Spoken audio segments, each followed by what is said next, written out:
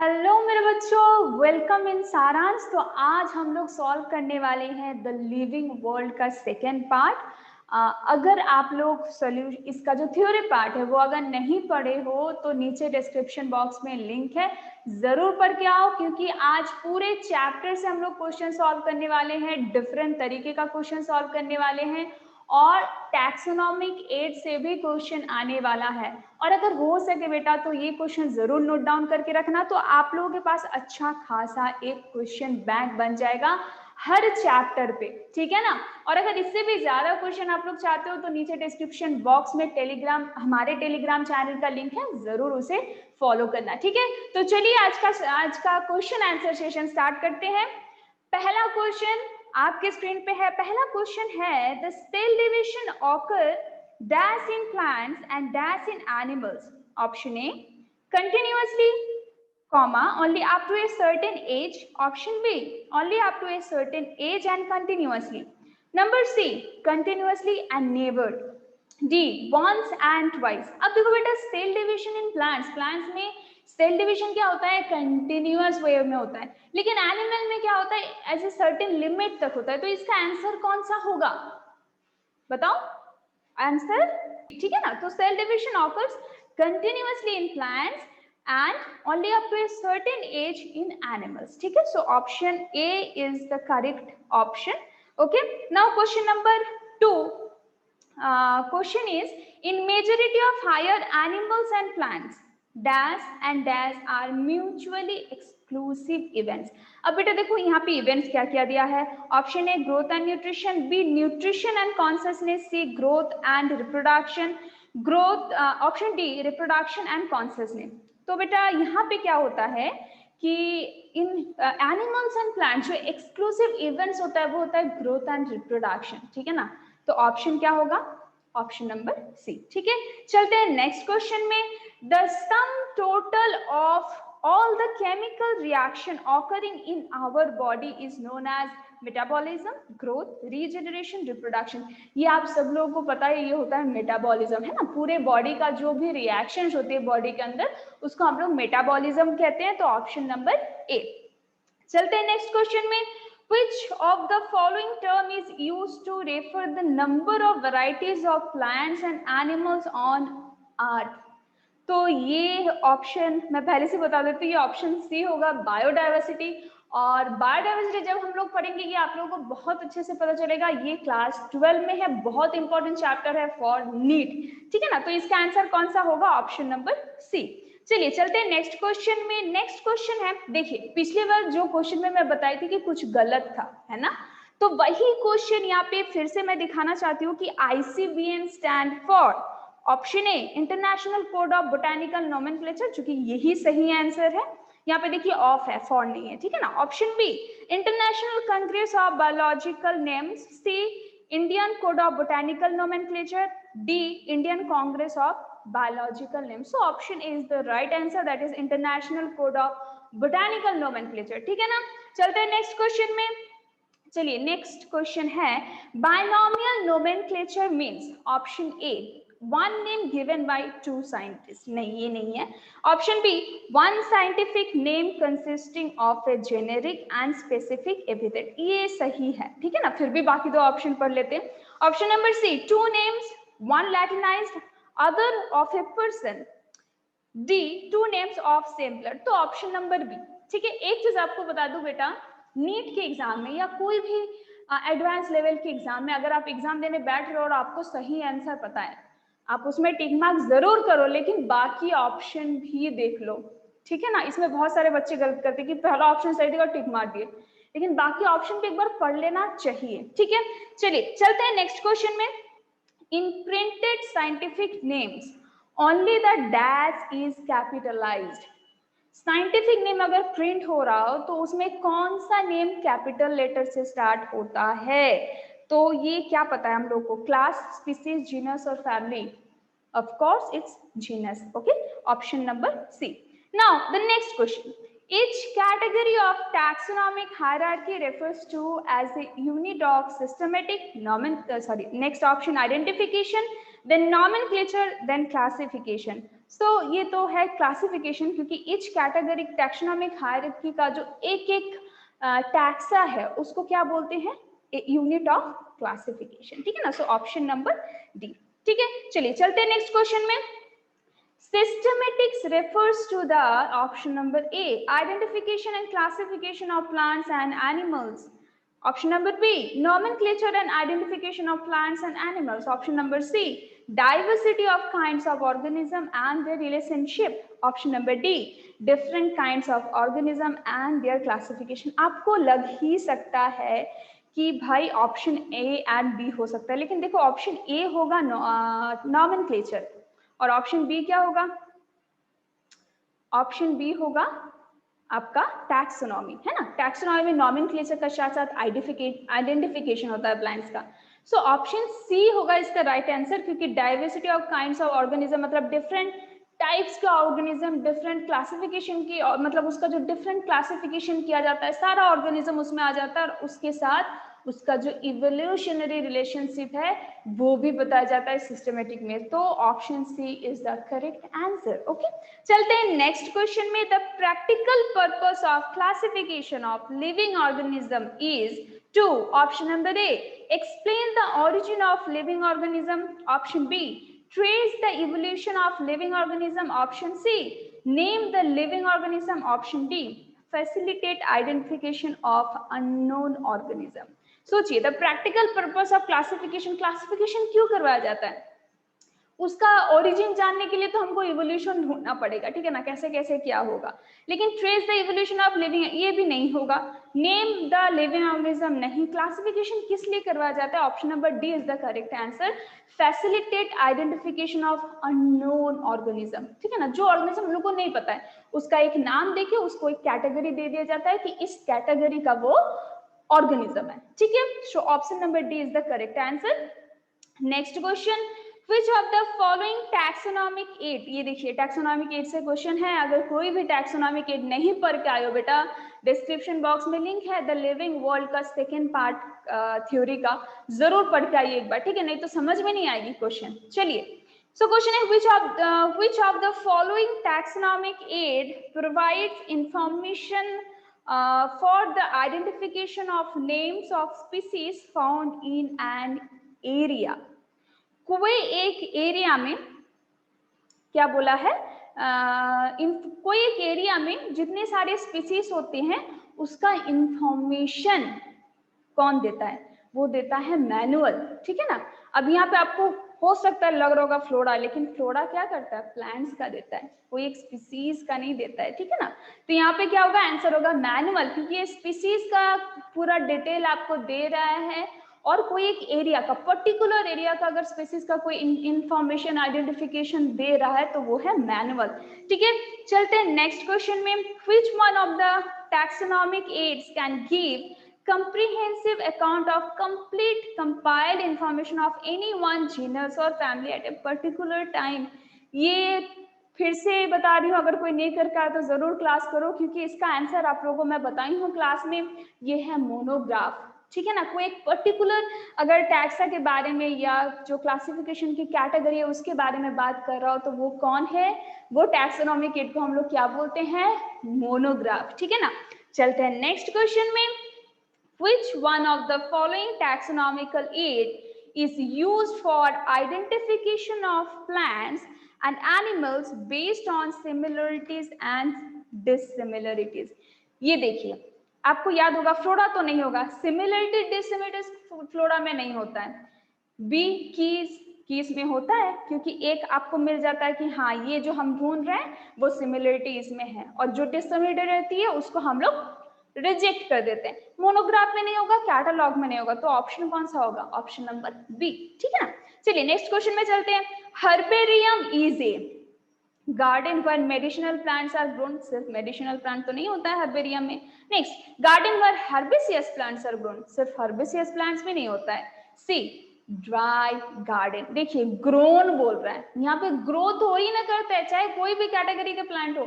Herbarium क्या है कि dry, traced and preserved plant parts, मैं पढ़ाई हूँ, और वहां पे मैं स्पेसिफिकली लिख दी हूँ कि इसको ड्राई गार्डन भी बोला जाता है। उस मैं बोल दी थी कि उसके नीचे अंडरलाइन करो, क्यों?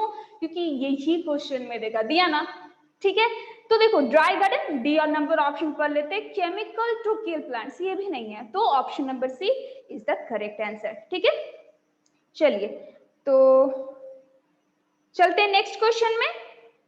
तो नेक्स्ट क्वेश्चन आपके स्क्रीन में है। नेक्स्ट क्वेश्चन है the famous botanical garden Kew is located in, मैं इसको भी अंडरलाइन करवाई थी, है कि नहीं? Option a England, option b Lucknow, option c Berlin, option d Australia. So right answer is option a, okay. England में है क्यूई, ठीक है, और उसका बोटेनिकल गार्डन का नाम क्या है? द रॉयल बोटेनिकल गार्डन, ठीक है ना। चलते हैं नेक्स्ट क्वेश्चन में। Keys are generally dash in nature, ये वाला तो लाइन मैं बेटा वहां पे पूरा एकदम लिखवा चुकी हूँ, that is analytical in nature. मैं बाकी ऑप्शन पढ़ ही नहीं रही हूँ क्योंकि यहाँ पे ऑप्शन सी राइट आंसर होगा। फिर भी ऑप्शन ए में है फिजिकल, ऑप्शन बी में है केमिकल, ऑप्शन डी में है क्वालिटेटिव। क्यों होगा? थ्योरी पार्ट में मैं बहुत अच्छे से बताई हूँ, एक बार जरूर देख लीजिएगा, ठीक है। चलते हैं नेक्स्ट क्वेश्चन में।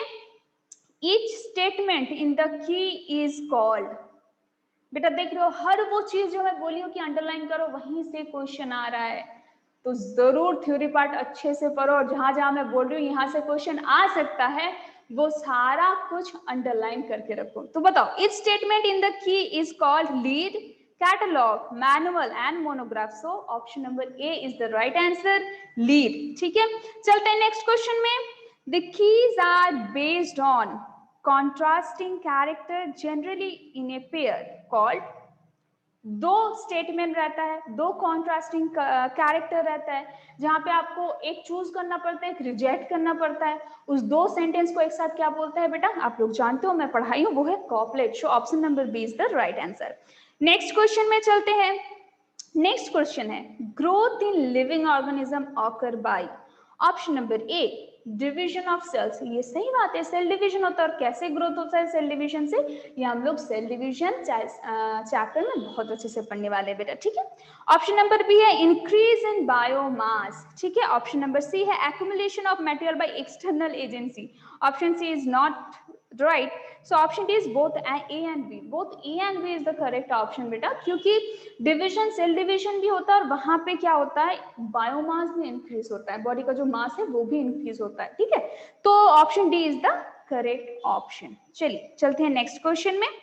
Which one of the following is not a correct statement? Statement से रिलेटेड भी क्वेश्चन आता है बेटा, तो ध्यान से स्टेटमेंट पढ़ो और ध्यान से ये देखो, ये बोला है नॉट ए करेक्ट स्टेटमेंट। आपको जो गलत स्टेटमेंट है वो चूज करना है, जल्दबाजी में सही स्टेटमेंट मत बता देना कि ये तो सही है, इसको टिक मार देते हैं, ठीक है ना। चलिए पढ़ते हैं। Option a botanical garden have collection of living plants for reference, सही है। Option b A museum has collection of photographs of plants and animals. Museum में फोटोग्राफ तो नहीं रहता है बेटा, मैं ड्राइड इंसेक्ट बोला था, स्टफ्ड एनिमल्स हो सकता है, स्केलेटन हो सकता है, फोटोग्राफ नहीं रहता है, ठीक है। चलिए ऑप्शन सी, एक दो फोटोग्राफ वहां पे सजाने के लिए रख ही सकता है। ये मत बोलना कहीं म्यूजियम में जाकर मैम तो पढ़ाई थी कि यहाँ पे फोटोग्राफ नहीं रहता, यहाँ पे तो फोटोग्राफ है बुद्ध जी का, तो वो बेटा फॉर सजाने के लिए, डेकोरेशन के लिए वहां पे रखा गया, ठीक है ना। चलिए option number c Key is a taxonomic aid for identification of specimen, सही बात है। Option number D herbarium is a storehouse that contains dried, pressed and preserved plant specimen। तो ये तीनों सही है, बी रॉन्ग है, तो क्वेश्चन ही है not the correct statement. So option B is the right answer, ठीक है ना। चलिए चलते हैं नेक्स्ट क्वेश्चन में। Which two points are known as the twin characteristics of growth? Option number 1 increase in mass, option number 2 differentiation, option number 3 increase in number of individual, option number 4 response to stimuli। तो बेटा कोई भी plants and animals का, कुछ ही देर पहले मैंने exclusive character आप लोगों को बोली थी कि एक्सक्लूसिव जो कैरेक्टर है वो क्या होता है, ग्रोथ एंड रिप्रोडक्शन, ठीक है। तो यहाँ पे देखिए पहला वन नंबर ऑप्शन क्या है, इंक्रीज इन मास, तो वो तो ग्रोथ है। और थर्ड नंबर ऑप्शन देखिए, increase in number of individual, मतलब वो रिप्रोडक्शन है, ठीक है, रिप्रोड्यूस करते, प्रोजेनी फॉर्म करते, ऑफस्प्रिंग फॉर्म करते हैं। तो ऑप्शन नंबर 1 and 3 राइट होगा। तो ये कौन सा ऑप्शन में है? Option number D. So option number D is the right answer, ठीक है। चलिए चलते हैं नेक्स्ट क्वेश्चन में। Which of the following statements are correct about herbarium, ठीक है, हर्बेरियम अच्छे से याद है ना, चलिए पढ़ते हैं। Option number A, it is a storehouse of collected plant specimen that are dried and preserved on sheet, ठीक है। बी, ये सही है, B, herbarium sheets contain information about date and place of collection, names, family, characters names, etc, ये भी रहता है description में। So option number B is also correct. अब देखिए नीचे में ऑप्शन है ऑल ऑफ द अबव, दो करेक्ट हो गया तो सारा करेक्ट ही होगा, और तो कोई नहीं है कि A and B is the correct answer. So all of the above answer होगा। फिर भी मैं सी वाला पढ़ लेती हूँ। It serve as quick referral system in taxonomical studies, ये भी सही है। So D is the correct option, that is all of the above. चलते हैं नेक्स्ट क्वेश्चन में, ठीक है। चलिए, so next question is which of the following statements are not correct, यहाँ पर भी आपको गलत स्टेटमेंट को ढूंढना है। Option 1, lower the taxon, more are the characteristics that the members within the taxon share, okay.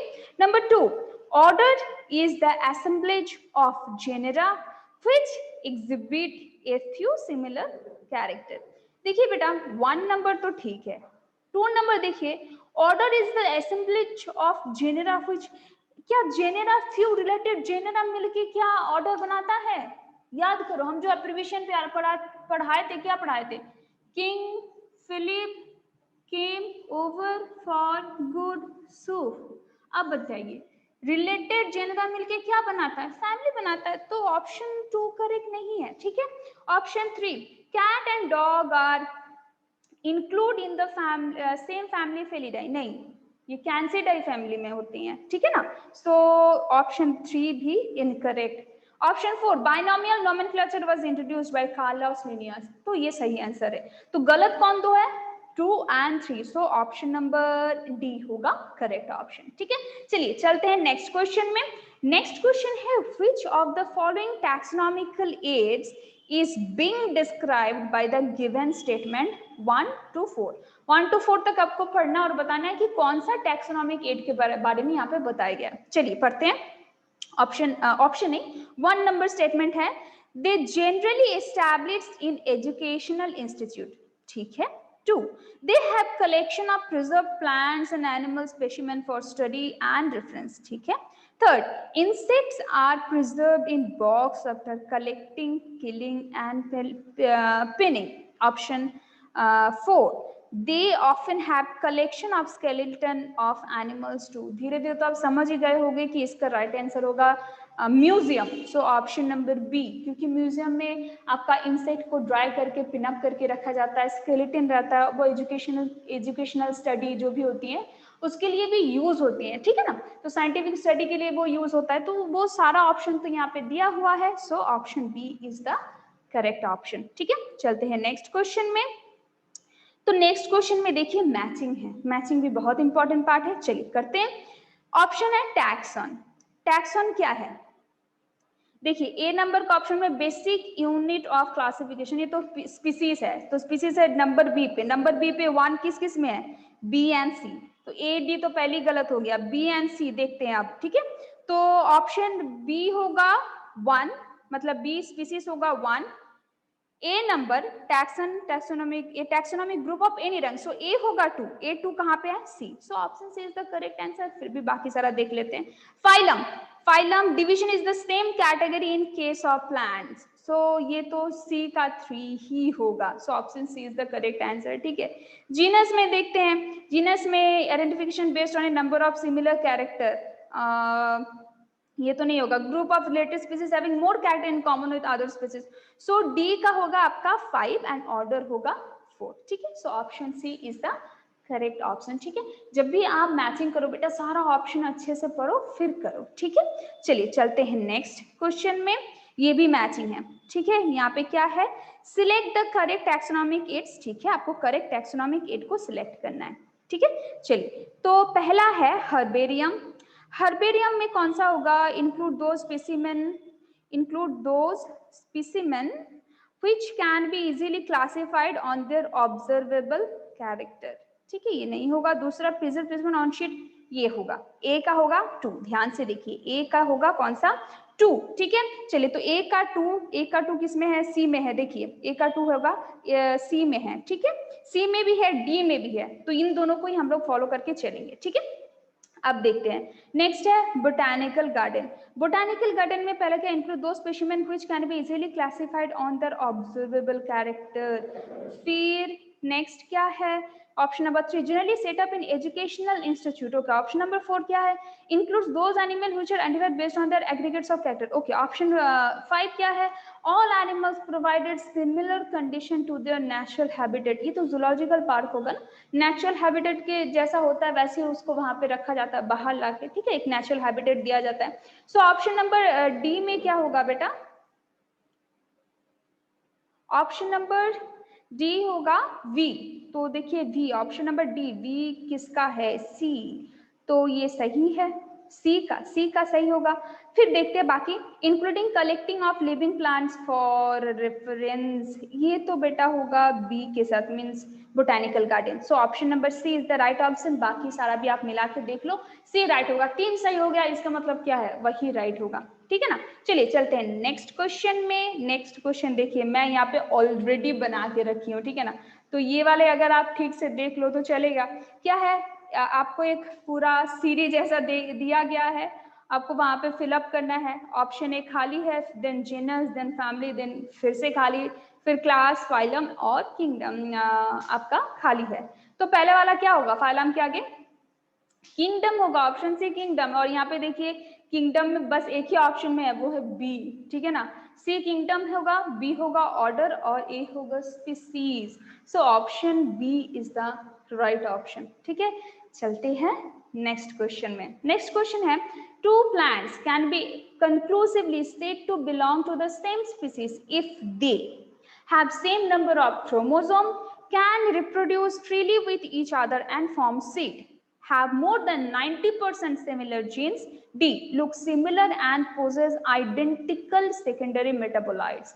इतना तो नहीं है बेटा, होगा कौन सा, ऑप्शन नंबर बी, कि वो रिप्रोड्यूस कर सकते हैं और दे कैन फॉर्म सीड, ठीक है ना।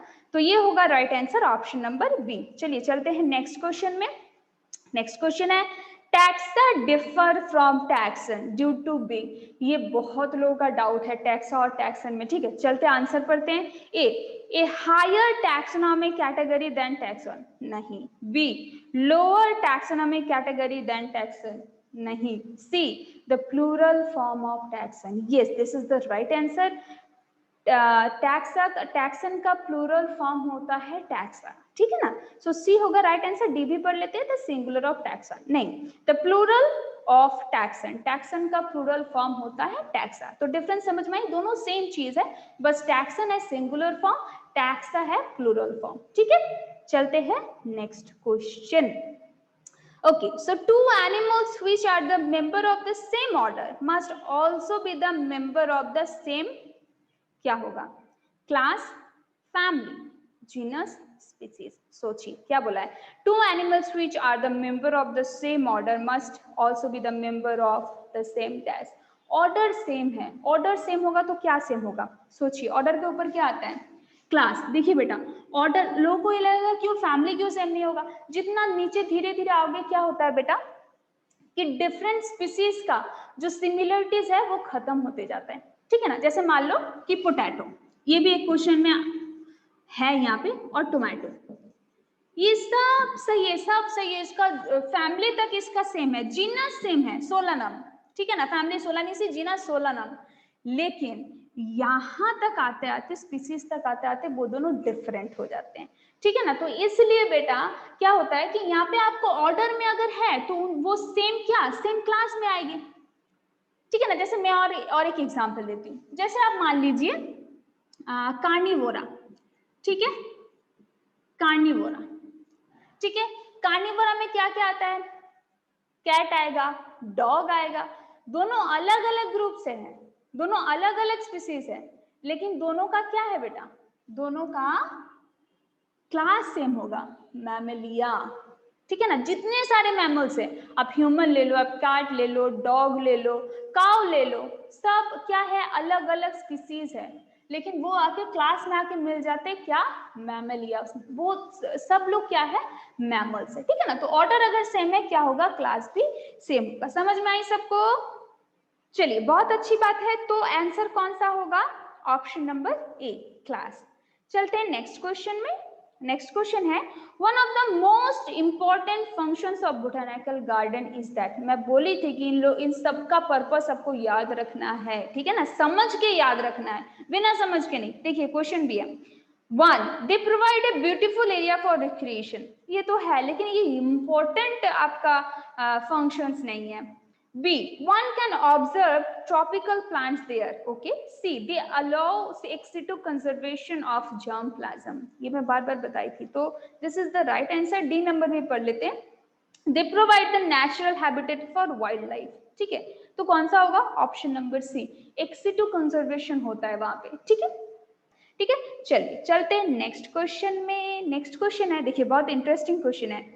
Eggs being a higher category is the assemblage of families which exhibit. Assemblage of families क्या होगा, फैमिली का assemblage क्या होगा, ऑर्डर, ठीक है। A few dash y character, the z character are less in a number as compared to different genera include in a family. तो बेटा x होगा, हम लोगों को पता है क्या होगा, x होगा आपका ऑर्डर, ठीक है। मैं बताई कि कलेक्शन ऑफ, और क्या बोला, असेंबलेज ऑफ फैमिलीज, तो असेंबलेज ऑफ फैमिली क्या होता है, ऑर्डर, ठीक है। तो एक्स में ऑर्डर किस में है, ऑप्शन नंबर ए। फिर क्या बोला है, which exhibit a few similar character, सही बात है, डिफरेंट टाइप के जितने फैमिलीज है वो थोड़े कम कम सिमिलरिटीज रखते हैं, ठीक है ना। चलिए, तो उसके बाद क्या है, the said character are less in a number as compare to different genera include in a family. अब देखिए फैमिली में, जेनेरा में क्या होता है, फैमिली में जितने सारे जेनेरा था उसमें क्या होता है, सिमिलर कैरेक्टर रहता है, लेकिन उससे लेस सिमिलर कैरेक्टर आपका रहेगा ऑर्डर में, रहेगा कि नहीं, ठीक है ना। फैमिली जीनस में जितना सिमिलर रहेगा, स्पीसीज में स्पीसीज डिफरेंट रिलेटेड स्पीसीज आ गया कहाँ पे, जीनस पे, तो जीनस पे क्या हो गया, उसका जो कैरेक्टरिस्टिक है वो ज्यादा सिमिलर होती है देन फैमिलीज। फिर और फैमिलीज में जितना कैरेक्टरिस्टिक्स है उसमें ज्यादा सिमिलरिटीज रहती है देन ऑर्डर, ठीक है ना। तो यहाँ पे क्या होगा बेटा, यहाँ पे ऑप्शन नंबर ए सही आंसर होगा, क्योंकि ऑर्डर तो वहीं पे मैं पहले ही बता चुकी हूँ। So क्या होगा, order being a higher category is the assemblage of families which exhibit a few similar characters. The similar characters are less in a number as compared to different genera include in a family. Identify X, Y and Z. So option number A is the right option. ठीक है, चलते हैं next question में। Couplet represent the choice made between two opposite options which results in, ठीक है। Option number ए, कॉपलेट के बारे में आप लोग जानते हो, की में आता है, option A rejection of both the option, option B acceptance of both the option, नहीं, ऑप्शन सी आइदर एक्सेप्टेंस और rejection of both the option, ठीक है, और option number D acceptance of only one and rejection of the other. तो बेटा कॉपलेट में मतलब की में क्या होता है, एक को एक्सेप्ट करना, दूसरे को रिजेक्ट कर देना, क्योंकि उससे हम लोग को, हमको नहीं जानना उसके बारे में, तो उसको रिजेक्ट कर दिया, एक को जानना है तो उसको जानना, उसको हम लोग एक्सेप्ट कर लिया। मैंने फोन का भी एग्जांपल आप लोगों को दिया था, कस्टमर केयर में फोन करने वाला, ठीक है ना। तो अच्छे से देखिए, अच्छे से समझिए, अगर समझ नहीं पाए तो, नहीं तो ये सारा क्वेश्चन आप सॉल्व नहीं कर पाएंगे, ठीक है ना, बिना समझ के। तो ऑप्शन नंबर डी होगा करेक्ट ऑप्शन, ठीक है। चलिए, तो ये था आज का लास्ट क्वेश्चन। टोटल 34 क्वेश्चन आप लोगों को करवाया गया। इसमें अगर आप लोगों को कुछ भी दिक्कत होती है, फिर से थ्योरी क्लास अच्छे से पढ़िए, थ्योरी क्लास अच्छे से करेंगे बेटा तो आई थिंक कोई दिक्कत नहीं होगी क्वेश्चन को सॉल्व करने में, ठीक है ना। लेकिन थ्योरी क्लास अच्छे से नहीं करेंगे तो थोड़ा सा कंफ्यूजन रह जाती है, ठीक है। और बाय द वे इस चैप्टर से ज्यादा क्वेश्चन नहीं आता है, मैं बता चुकी तो कि हार्डली 1 और 2, किसी ईयर में क्वेश्चन ही नहीं आता, लेकिन ये चैप्टर रिलेट करता है बाकी चैप्टर को, ठीक है ना। तो ये चैप्टर पढ़ना भी बहुत ज्यादा जरूरी है, और एक नंबर भी मैं क्यों छोड़ू, इसलिए अच्छे से पढ़िए, सारा क्वेश्चन देख लीजिए, एक जगह पे नोट डाउन करके रखिए, अच्छे से पढ़िए। कोई भी दिक्कत होगा तो जरूर कमेंट बॉक्स में कमेंट करते हैं। आज के लिए चलते हैं, हर रविवार को आपके पास मैं आऊंगी आपका क्लास लेके, तो रविवार को जरूर मेरा क्लास फॉलो कीजिएगा। अगले क्लास में मैं थ्योरी पार्ट में बायोलॉजिकल क्लासिफिकेशन पढ़ाऊंगी और क्वेश्चन में उसके रिलेटेड क्वेश्चन सॉल्व करवाऊंगी। जरूर मेरे साथ प्रेजेंट रहिएगा। Thank you.